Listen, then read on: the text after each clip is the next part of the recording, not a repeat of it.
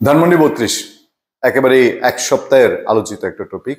শুধু ঢাকায় নয়, ঢাকা দিল্লি হুলস্থুল, এইটুকের মধ্যে বেশি হুলস্থুল হচ্ছে এবং সারা দেশে আলোচনা। এর রেশ বলতে গেলে গাজীপুর, সেই গাজীপুর থেকে সারা দেশে অপারেশন ইভিল হান্ট, শয়তানের খোঁজ, এনে নানান কথা, নানান আলোচনা সমালোচনা। সেই সময় এসে শেষ দিকে ধানমন্ডি ৩২-এ আয়নাঘর, কথিত সেই আয়নাঘরের খোঁজে শেষ পর্যন্ত ফায়ার সার্ভিস নেমেছে। ফায়ার সার্ভিস পানি টানি সেচে জানিয়েছে সেখানে কিছু পাওয়া যায়নি। তারপর দিন আবার দৃশ্যপট একটু ভিন্ন। সেই ভিন্ন দৃশ্যপট নিয়ে একটি খবর আছে কালের কণ্ঠে।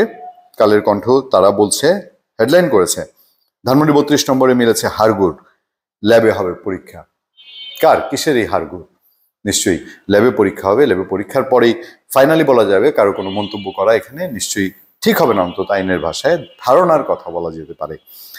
রাজধানী ঢাকার ধানমন্ডি ৩২ নম্বর সড়কে বঙ্গবন্ধু শেখ মুজিবুর রহমানের বাড়ি থেকে কিছু হাড়গোড় পাওয়ার কথা জানিয়েছে পুলিশ।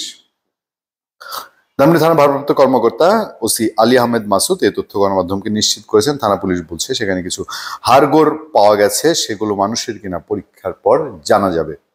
ধানমন্ডি ৩২ নম্বরে গড়িয়ে দেওয়া শেখ মুজিবুর রহমানের বাড়িতে সোমবার সকালে পুলিশের অপরাধ তদন্ত বিভাগ সিআইডি ক্রাইম সিনের একটি দল গিয়ে আলামত সংগ্রহ করে। সিআইডি মুখপাত্র বিশেষ পুলিশ সুপার জসিমউদ্দিন খান আলামত সংগ্রহের বিষয়টি নিশ্চিত করেছেন। তিনি জানান, ধানমন্ডি ৩২ নম্বরের সিআইডি ক্রাইম সিনের একটি দল সকালে গিয়ে সেখান থেকে আলামত সংগ্রহ করছে। এর বাইরে বিস্তারিত পরে জানানো হবে। ধানমন্ডি থানার ওসি আলী আহমদ তিনি আরো বলছেন, ৩২ নম্বরে কিছু হাড়গোড় পাওয়া গেছে, সেগুলো মানুষের নাকি অন্য কোনো প্রাণীর, তা পরীক্ষা করতে সিআইডি ক্রাইম সিনকে ডাকা হয়েছে। তারা আলামত সংগ্রহ করেছেন এবং সেগুলো নিয়ে যাবেন। পরে তারা ল্যাবের পরীক্ষা করে দেখবেন এই হাড়গোড় মানুষের নাকি অন্য কোনো প্রাণীর। ক্ষমতাচ্যুত ভারতে চলে যায়। এরপরে ব্যাকগ্রাউন্ড এখানে তুলে ধরা হয়েছে, ব্যাকগ্রাউন্ডটা আমরা আপনাদেরকে বলেছি।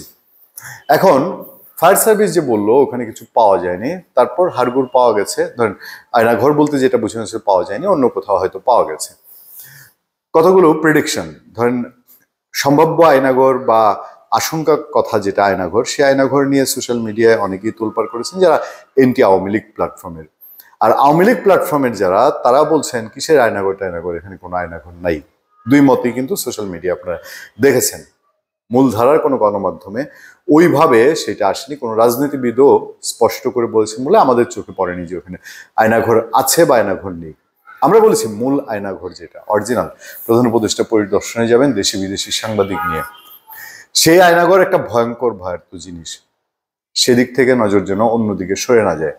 এবার আসেন দ্বিতীয় টপিকে, মুক্তিযুদ্ধের সময়কার এই বাড়ি এবং মুক্তিযুদ্ধের আগের পরের বহু ঘটনা, বহু কিছুর সাক্ষী এই বাড়ি। সেখানে কবেকার এই হাড়গোড় নিশ্চয়ই পরীক্ষা করে জানা যাবে এবং সেখানে মানুষের থাকতেও পারে, নাও থাকতে পারে। কোনো কিছু নিয়ে সরাসরি হ্যাঁ না করার কোনো কিছু নাই, তবে সেইটা আয়নাঘর স্টাইলের কোনো ঘর কিনা নিশ্চয়ই সেটা বের করার জন্য অনেক ডেপথ তদন্তের দরকার এবং খুব স্পেসিফিক সেখানে এই যে ল্যাবে পরীক্ষা টরীক্ষা হবে সেগুলো উচ্চমাত্রার সায়েন্টিফিক পরীক্ষার পরে আমরা জানতে পারবো পশু পাখি, কুকুর, বিড়াল সেগুলোর হাড়গোড় নাকি অন্য কিছু। হয়ে থাকলে তার আরো বিস্তারিত জানার জন্য যাতে নিশ্চয়ই অপেক্ষায় থাকবে।